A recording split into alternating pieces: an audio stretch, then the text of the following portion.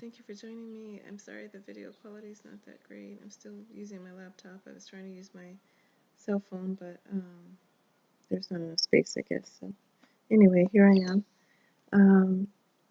I started saying something really like what I was saying the last time. I'm going to try to recapture that when I started recording and it cut off on me on my phone. But just wanted to give you guys an update on my transformation life journey, if you will. Since my last post, I think I recorded 2 videos, which I did not upload yet. One of them, the sound quality wasn't that good, and I'm not sure even how this one is sounding. I have the volume up, but anyway, a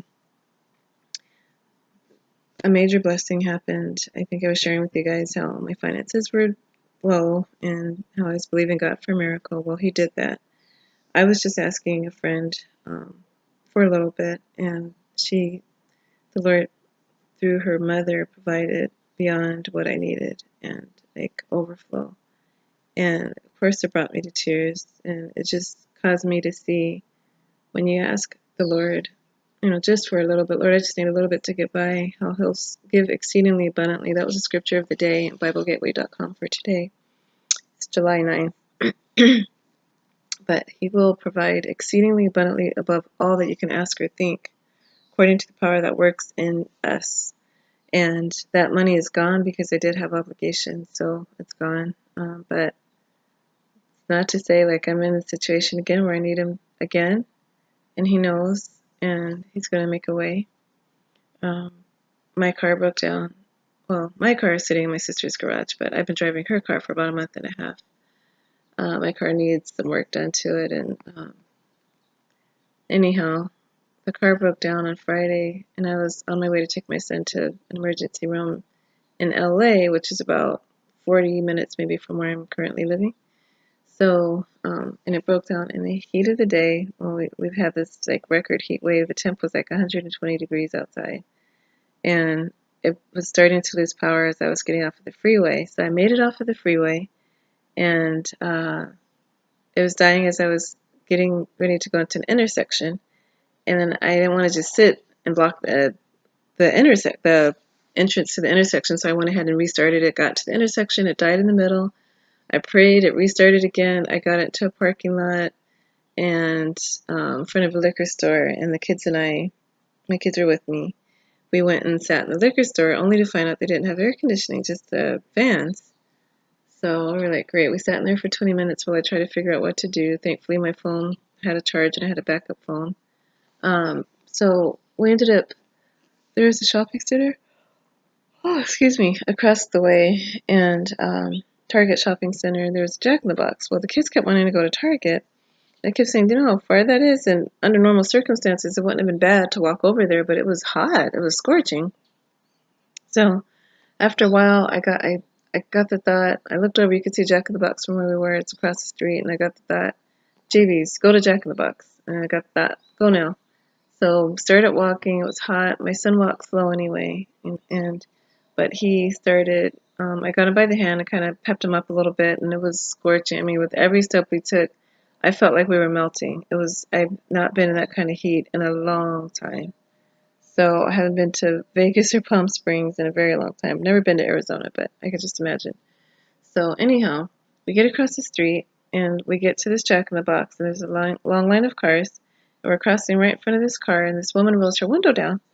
And she said, "Are you guys walking in this heat? Or do you have somewhere that you need to go? I can take you." And I was on the phone at the time trying to get AAA on the line because I had lost my membership, and I was trying to find out what it would take to get it back. And I wasn't even really in a position to even get it back at the moment, so I didn't know what I was going to do. But I tell you one thing, I did not fall apart. Even that morning, I was calling to make appointments to find out when my son's appointments were coming up, because I know he has doctor's appointments coming up, and we're kind of at the point with oncology where we just come every 6 months, and then there were at the cardiology as well. So I knew he had appointments coming up, so I called to confirm all of that. I'm so sorry, guys. I've not been sleeping good, going through a heartbreaking situation, but anyway, so I called to see about his appointments, and when I called his neurosurgeon, I remember they sent me a card back in March saying they wanted him to have an MRI. He had one at City of Hope, his other hospital, and back in April, and everything checked out normal. He saw the neurologist, everything was fine. So, but I thought, he might want to see him, so I'll just call and find out what they want. And they mentioned MRI, and I said, well, he had one in April, but if the doctor wants to do a more localized one like he normally does, then that's fine. So we set it all up, and she said, well, they'll call you within 1 to 2 weeks. So I hang up. I'm at my friend's diner when I'm calling, and I remembered that my son had been losing vision. He's been losing vision over the last 2.5 years anyway, but it's been stable. It wasn't getting any worse, although it appeared to be. The doctor's exam found that it wasn't getting worse.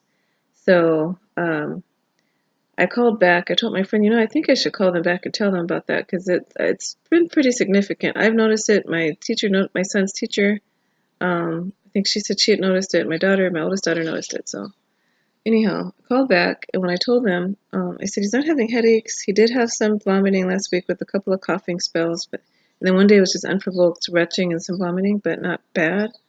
So she put me on hold, came back and said the neurosurgeon thinks we're not comfortable. We think you need to come in right away. Bring him to an emergency room. Don't wait till next week. Or don't wait for the 2-week follow-up, to do the MRI and then see the doctor. So I was debating whether or not we should go that day, maybe go another day, so maybe Saturday or Monday. But I was even thinking Monday, but I said no. They said don't wait, so I don't want it to be. So anyhow, we went, and on the way down, the car broke down. So long story short, fast forward to Jack in the Box, and I'm explaining to the lady what I'm trying to do, and I said I got that maybe you should take her up on her help. But I was like, well, where do we go? So I was thinking maybe we could get my son to another hospital that he was first diagnosed at. It's a HMO. Not at this particular hospital was he diagnosed, but it's part of that chain of HMOs. And it was right across the way, so maybe it is an emergency room. Maybe I could at least get him there.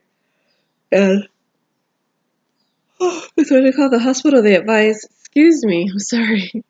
When I called the hospital, they advised that I get him to the nearest ER, and I was thinking that's the nearest one. It happened to be right across the bridge from where we were stranded. So I told the lady, check with me. I'm trying to talk to AAA, figure out what to do, but check with me before you leave, and I'll let you know. So I prayed. I got the thought, go with her.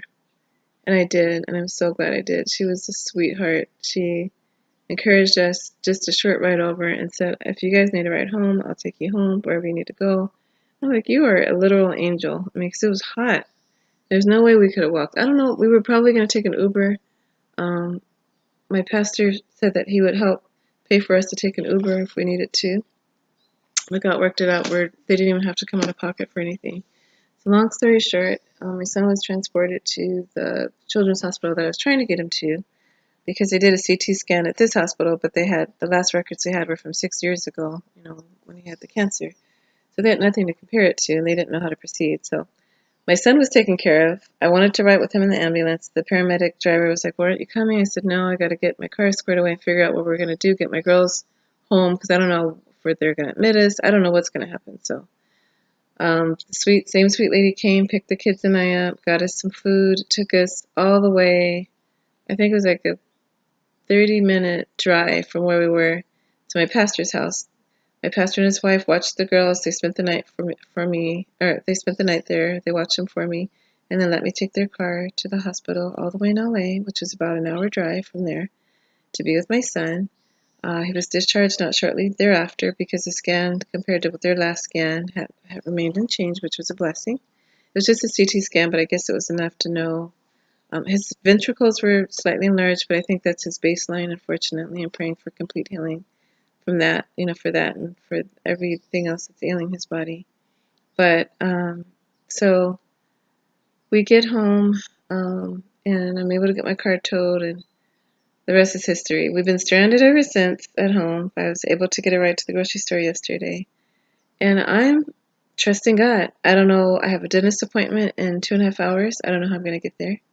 I could do Uber, but again, the finances are low, and so I just want to take this step of faith, this walk of faith one step at a time. God just provided, like I said, the miraculous. I'll give you the amount. $3,000 was given to me when all I asked was for a little bit to get by. So God moved. And that's how far behind, like, that's how much I needed help, like, just to get by. And then stuff, obligations I had, I still have other obligations. But he knows I gave my part, I gave my tithe, I gave him my faith, I gave him my trust, which he's building up. And he shouldn't have to because he's God. But I think it's because we keep our eyes on people, we focus on people, and they let us down. So then our trust factor goes down, and we project that onto the Lord, and it's not supposed to be that way. So, but I'm, I recently last week went through. Um, I was in a relationship and just kind of went through separation, and it's very painful because I never even wanted to be in another relationship for a long time. And I opened my heart up, and it hurts, you know. But I don't know how it's gonna go, but God knows. And He is. I was thinking I met someone the day after the separation, after the breakup, and I'm like, this is a test because no one has talked to me like this in, like, felt like years.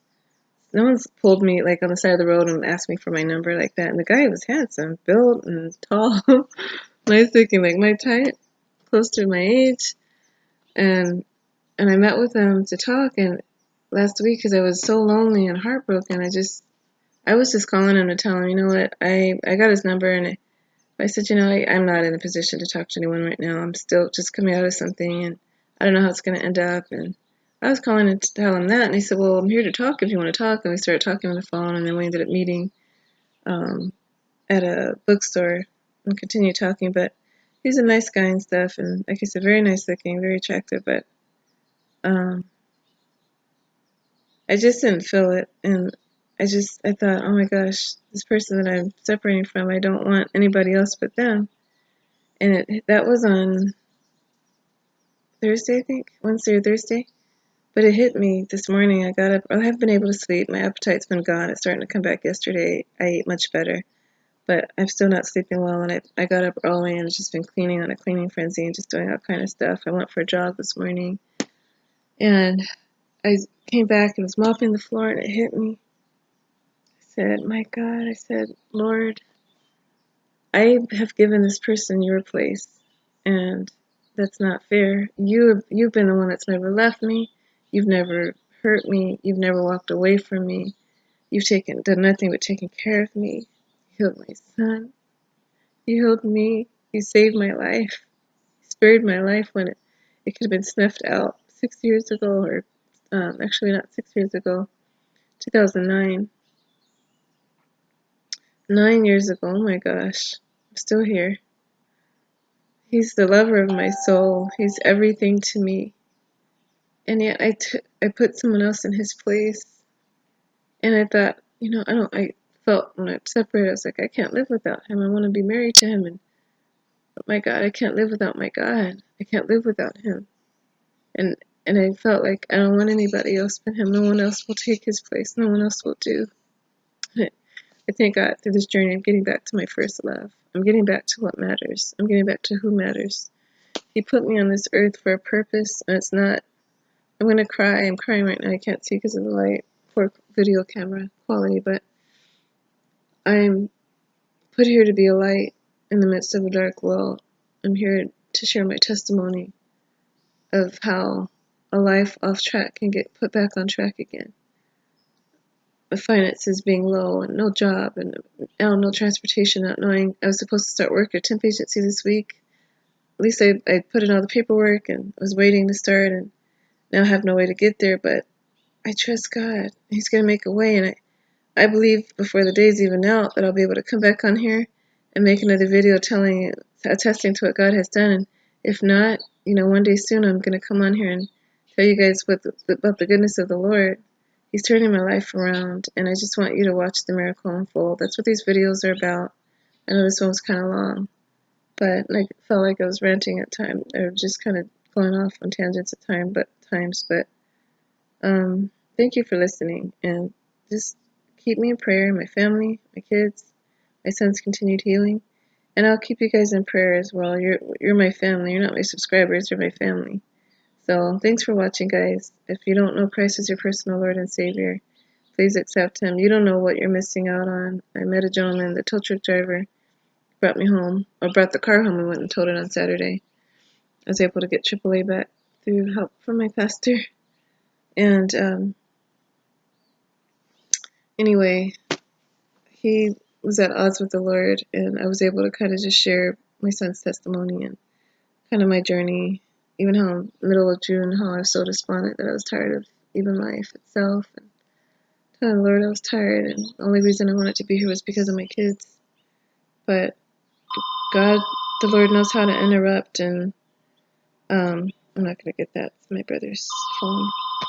But God knows how to send people in your path, and I'm going to pray for him. It's like he's feeling like he's done, with the Lord, and not totally done because he was listening, but it just sounds like he's hurt and he's upset. So I'm going to pray for him, and I thank God I was able to share what I shared, and whether or not it's not life-changing to him, I don't know, but we're just here to be helpers one to another, to pray for one another. So let's continue to do that. Let our lights shine for him, for his glory. Thanks for watching, guys. Bless you.